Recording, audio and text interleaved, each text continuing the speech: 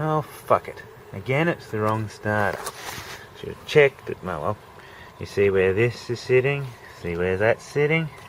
If I use this texture just to see, teeth are at the base of the green line. Look, the teeth come up to there and you can see where it was engaging.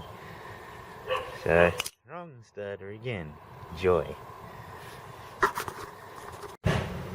Now let's try this starter. This one looks much better. It turns out that this starter's for a 2004 2 litre, where this is a 2002 1.8. That's what you get with these weird imports. Now I'm starting to get real fucking pissed off. A job that should have taken me 40 minutes is now on its like 4th day. Now this one won't go in because a slight angle difference, that hits a fucking water pipe. Ah, fuck it. I'm probably going to have to like send that off and hopefully it can be rebuilt. See how much that costs. Well, after getting 3 new starters, none of them right for the car, I got the old one rebuilt, which actually cost a little bit more than the starter that should be for this car, one of the new ones, but oh well.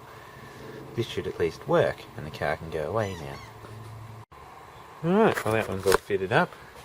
You can not see it down there. And let's see if it works. So first I'll try it with the distributor disconnected.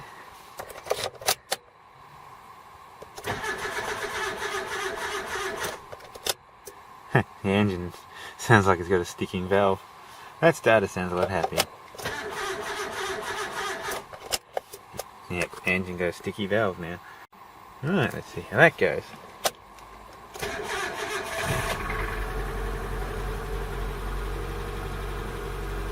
Sticky valve going away now. Cool. Oh, there's one starter fixed. Well, I figured I'd do a quick video explaining why that car was such a shit while I have a look in my cabinet for stock. But basically it's an import model. The first starter I had the correct gear in it, but the car wasn't drilled properly for that starter. The second starter was correct for the car, but had the wrong gear in it. The third starter had the right gear in it, but was drilled wrong for the car. Or the solenoid was in the wrong spot. Bloody shit of a thing. Oh well, live and learn. I always check these things on these weird imports.